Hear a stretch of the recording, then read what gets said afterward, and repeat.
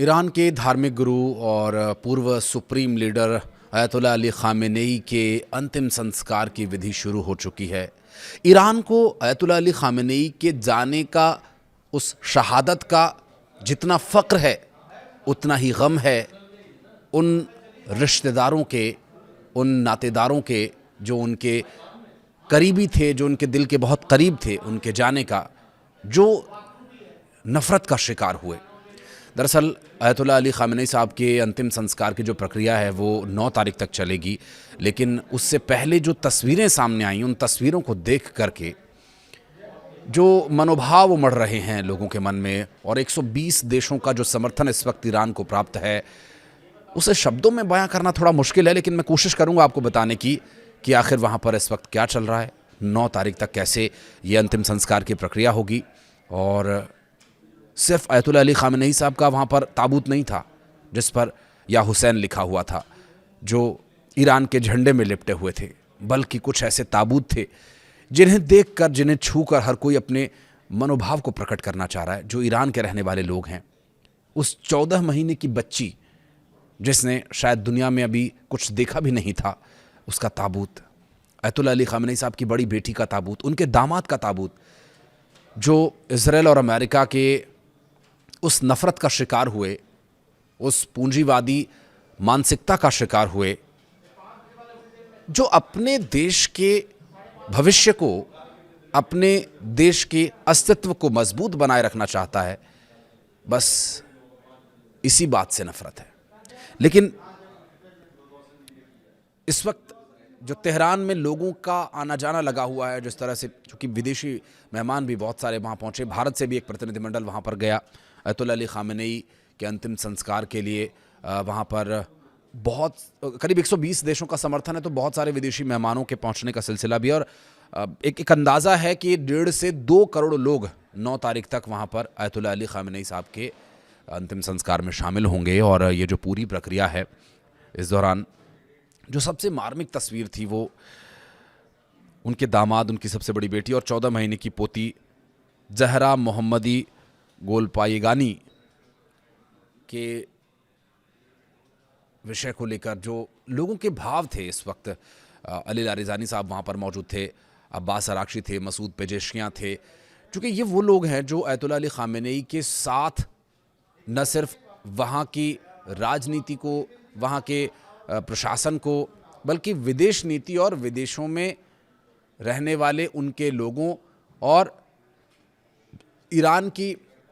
जो एक धार्मिक मान्यता है उसे मजबूती से दुनिया में कैसे रखना है, ये उन्होंने ख़ुमैनी साहब के बाद अयतुल्ला अली ख़ामेनेई से सीखा और उसे अब तक निभाते आए हैं। और उन तस्वीरों से, हालांकि बहुत शब्दों में तो बयान नहीं किया गया, लेकिन उन तस्वीरों से जो भाव प्रकट हुआ वो ये प्रकट हुआ है कि इज़राइल अमेरिका की इस नफ़रत का, अयतुल्ला अली ख़ामेनेई की शहादत का न सिर्फ मुंहतोड़ जवाब दिया जाएगा, बल्कि उसके आगे झुकना तक भी गवारा नहीं है ईरान के इस वक्त जो सुप्रीम लीडर हैं उन्हें, और ईरान प्रशासन को, मसूद पेजेश्कियाँ, अली लारिजानी, चाहे जितने भी, अब्बास अरागची, जो भी लीडर्स हैं, जिनके पास जो भी जिम्मेदारी है, वो अयतुल्ला अली ख़ामेनेई के उस ताबूत को हाथ लगा करके अपनी जो श्रद्धांजलि अर्पित कर रहे हैं, वो तो एक विषय है ही, लेकिन इसमें एक बात और भी उनके भावों से प्रकट होती है कि ईरान झुकने वाला नहीं है। अपने अस्तित्व को लेकर वो लड़ाई लड़ता रहेगा, अपने विचारों, अपने अधिकारों के लिए बलिदान देने से तो पीछे नहीं हटेगा ईरान, लेकिन अपने दुश्मनों को मुंहतोड़ जवाब देने के लिए भी ईरान पूरी तरह से तैयार है। ख़ामेनेई के पार्थिव शरीर को ईरानी झंडे में लपेटा गया, ताबूत पर लिखा था या हुसैन। नम आंखों के साथ विदाई देने की ये पूरी विधि है। दरअसल तेहरान की सड़कों पर जुटे लाखों लोगों का जो मन है वो इस वक्त भारी है, गमज़दा है, गमगीन है। क्या महिला, क्या पुरुष, क्या बच्चे, क्या बुज़ुर्ग, हर किसी की आंखें नम हैं। अयतुल्ला अली ख़ामेनेई की शहादत पर वे जितना रोए थे, उतना ही अब इस अंतिम संस्कार की जो प्रक्रिया शुरू हुई है, जो 9 तारीख तक चलेगी, इस दौरान भी आंखें नम हैं। लेकिन दिल में एक फ़क्र है, दिल में एक गर्व है कि उनके सुप्रीम लीडर की शहादत ने उन्हें प्रेरित किया कि अपने देश, अपने विचार, अपने धर्म के लिए अडिग रहो, दुश्मन के आगे कभी मत झुको। छोटे से लेकर के बड़े तक हर किसी ने बलिदान देकर के यही संदेश देने का प्रयास किया है। ईरानी सत्ता के प्रतिष्ठान और शीर्ष नेता मोसाला परिसर पहुंचे थे। मोसाला मस्जिद से ही ये पूरी जो अंतिम संस्कार की विधि है इसकी शुरुआत हुई है। राष्ट्रपति मसूद पेजेश्कियां इस दौरान वहाँ मौजूद रहे। उनके विदेश मंत्री अब्बास अरागची, संसद के अध्यक्ष मोहम्मद बाकर गालिबाफ, मुख्य न्यायाधीश गोला मोहसेनी एजेई भी वहाँ मौजूद थे और वरिष्ठ अधिकारी मोहसिन रिजाई भी वहाँ पर दिखाई दिए। फिलहाल वर्तमान समय में जो कि supreme leader Mojtaba Ali Khamenei के शामिल नहीं होने की जो चर्चा है उसमें ईरानी शासन को संभालने वाले उन शीर्ष नेताओं की IRGC की सलाह शामिल है और इन सभी की तरफ से ये कोशिश है कि मुज्तबा अली खामेनेई इस सार्वजनिक कार्यक्रम में शामिल ना हों, क्योंकि दुश्मन के उस हमले का, दुश्मन की उस नापाक मंसूबे का जवाब भी देना है, जिसके लिए रणनीति बनाना भी बहुत ज़रूरी है। हर कोई गमज़दा है, गमगीन है। मुज्तबा अली खामेनेई साहब भी जाहिर है इस वक्त भारी मन के साथ उन सभी ऑपरेशंस पर नज़र बनाए हुए हैं, क्योंकि इजराइल की तरफ से बार बार वो नापाक हरकत किए जाने की बातें कही जाती रही हैं गाहे बगाहे कि वो इस अंतिम यात्रा में खलल डालेंगे, इस अंतिम यात्रा पर हमला करेंगे।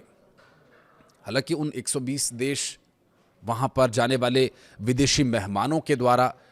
दिए जाने वाले बयानों में, इन सब में इजराइल को एक तरफा दो टूक ये जवाब दिया गया है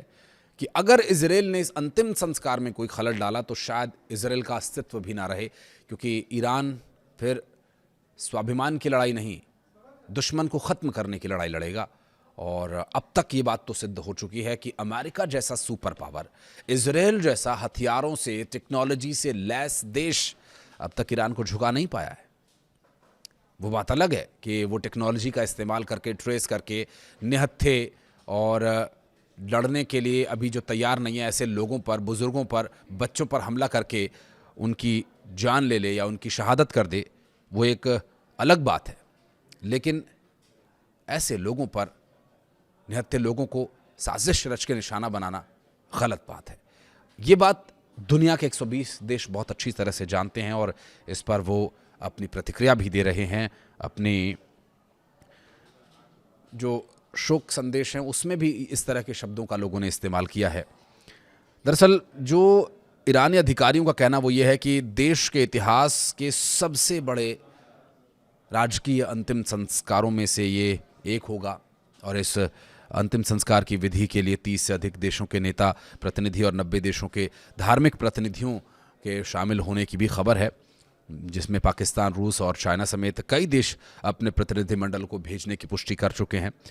साथ ही जो अब तक सामने आई तस्वीरें हैं जिसमें दिखाई दे रहा है कि अंतर्राष्ट्रीय स्तर से लेकर के ईरानी नागरिकों का जो जनसमूह वहाँ पर उमड़ रहा है और ये जो पूरी अंतिम संस्कार की विधि है, क्योंकि अब तक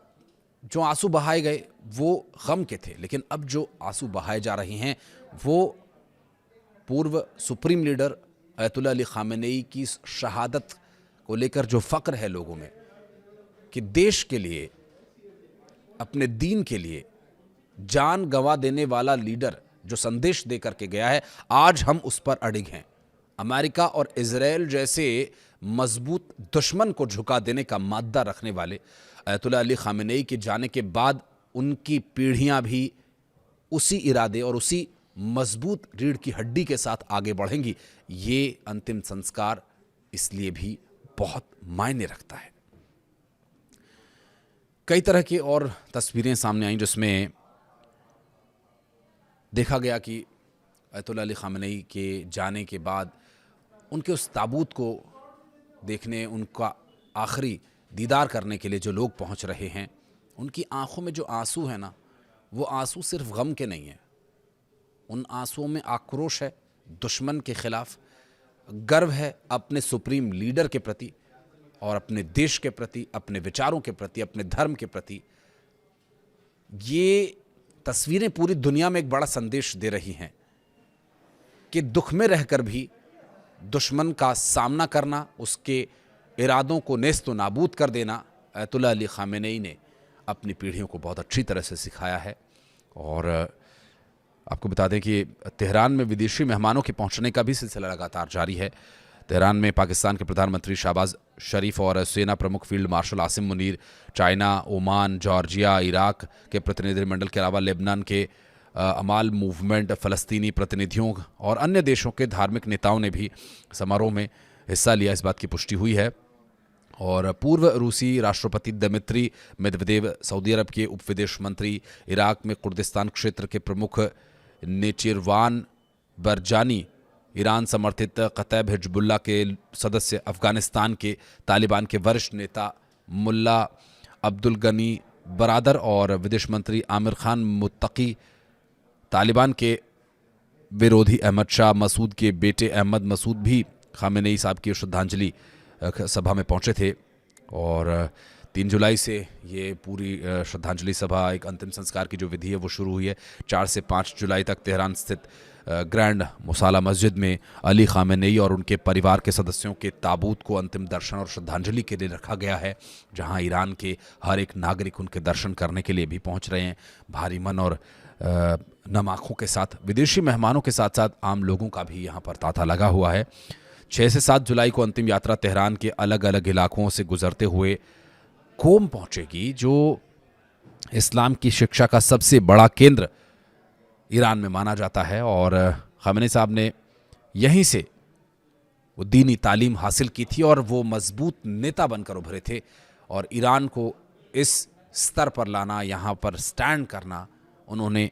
कहीं ना कहीं वो बीज यहीं से बोए गए थे। 8 जुलाई इराक के नजफ और करबला में सार्वजनिक अंतिम यात्राएं निकाली जाएंगी। और नजफ में इमाम अली दरगाह है, जहां करबला में इमाम हुसैन के और उनके सौतेले भाई अब्बास की दरगाहें भी हैं। शिया मुसलमानों के सबसे पवित्र स्थलों में ये जगह गिनी जाती हैं। 9 जुलाई को अली खामेनेई के पवित्र शरीर को वापस ईरान लाया जाएगा और उसी दिन मशहद स्थित इमाम रजा दरगाह में उन्हें सुपुर्द खाक किया जाएगा। इमाम रजा 8वें इमाम थे और उनकी दरगाह पर पूरी दुनिया के शिया मुस्लिम ज़ियारत के लिए आते हैं। और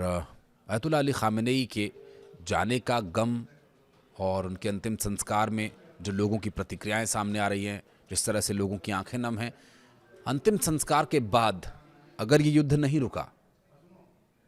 तब ईरान का जो स्टैंड है वो देखने वाला होगा। कुछ कहना चाहे तो बताइएगा कमेंट सेक्शन में। इस वीडियो को यहाँ तक देखने के लिए धन्यवाद।